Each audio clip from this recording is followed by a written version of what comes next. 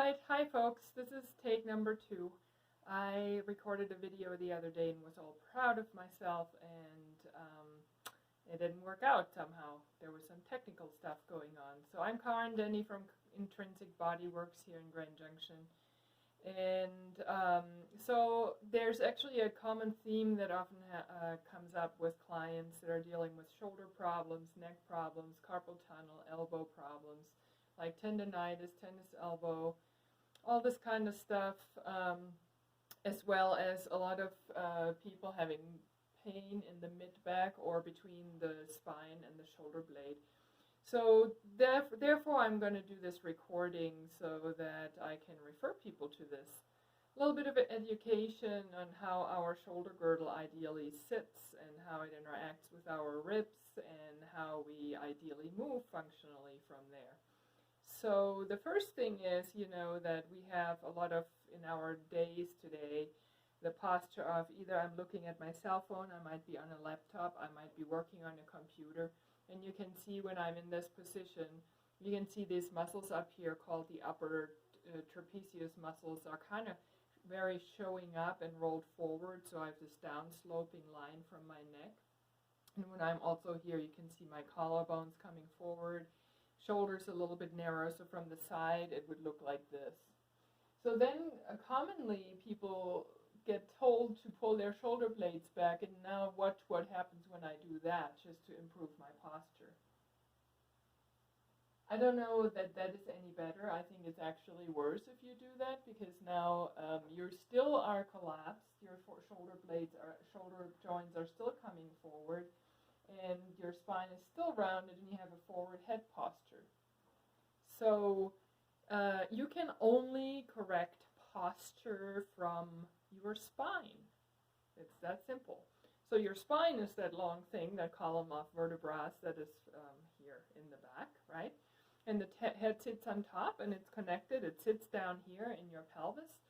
And the first thing what we need is that column is nicely stacked up between heaven and earth.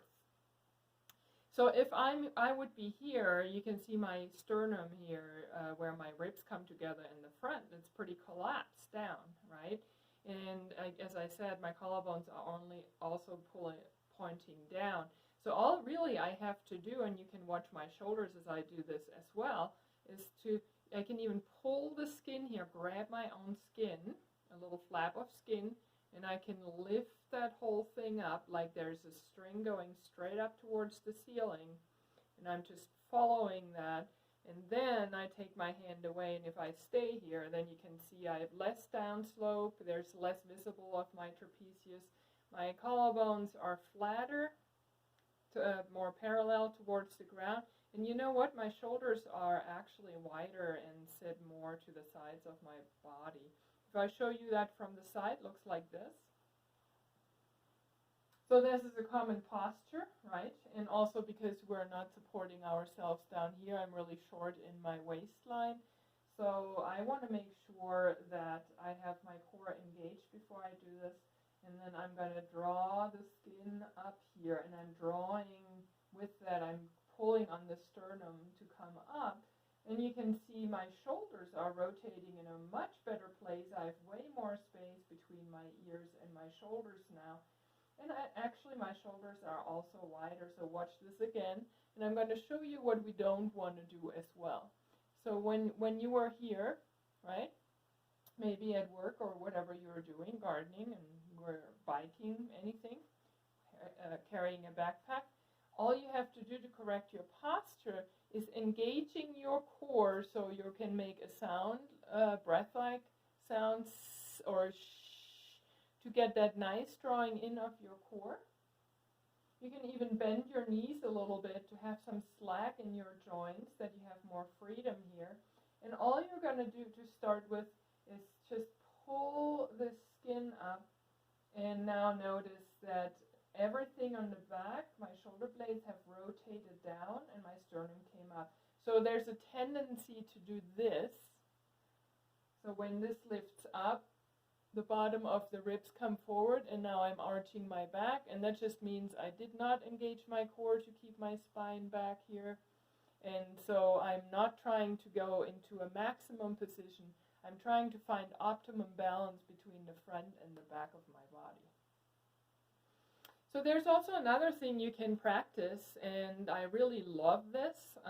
Most of my clients love this. You don't have to do that in standing. You can be laying down, and it gets your shoulders into the right position, shoulder blades into the right position on your back, right? So when I'm doing this from the front, it looks like this. I'm going to bring my own thumbs underneath these muscles here, which are my pec muscles, and you can see my elbows are pretty wide still. So if you're here, and you can do that, that's great. And then you're going to slowly bring your elbows a little bit in, and then you're going to lift your hands up. So lifting the flesh here all up towards the ceiling, and the elbows can even come forward. So now, if I have my core drawn in, and I'm nice and tall through the top of my head, and I take my hands away, that looks actually nice and open now, beautiful, and there's not a lot of those strain lines here. And now, as my shoulder blades are already ready to kind of more slide down and away from my neck, now I have also more range in my arms here to bring my arms up. So look at this, how my arms are coming up, and you're not going to see that here the space hikes all up towards my ears. So a lot of us, when we reach our arms up and you go to the gym and you exercise and do all this weird stuff, then when you bring your arm up, you're here. And now you can really see how this gets really protrudes and comes up. And what I'm doing is actually I'm putting a lot of stress on my shoulder joint because my shoulder blade hasn't gone down the back. So the first thing is always nice width. You can see from the shoulders being narrow. You want to widen them to the straight out to the side, not pulling them back, straight out to the side. Once you have that, close your eyes, come your thumbs under your pecs, rotate everything up, and just notice, can you feel that the skin of your back is sliding down and the shoulder blades towards your back pockets? All you're doing is drawing the belly in, and you're not trying to arch the back here. And the correct arm position from there then, if you wanted to move your arms, is, you can stay here and then you can do all kinds of exercises, but now you're in a functional position, right? You can reach up. Don't think so much about reaching up with your arms. Think about drawing the shoulder blades down. And also a nice stance position would be here. So this is a nice position. Notice that my elbows are in front of my body. If I draw this back too much here, the head of my arm bone gets really pushed out in front of the shoulder socket. And if you already have any strain there, that's not a good position. So you want to make sure that your arms are a little bit from the side.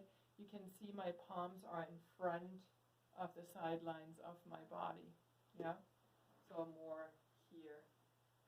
And that's a nice positioning. So drawing up through your core, nice and tall. Rotating the arms here. You can walk like this. You can go for a walk like that. Notice that from the side, you can see I'm not walking like this. I keep my pelvis under me, my ribs stacked over my pelvis, nice and tall. And that should be helpful for anyone that wants to come into a better position that feels like we have a lot of collapse. Please do not pull your shoulders back to correct your posture. And I leave you with that.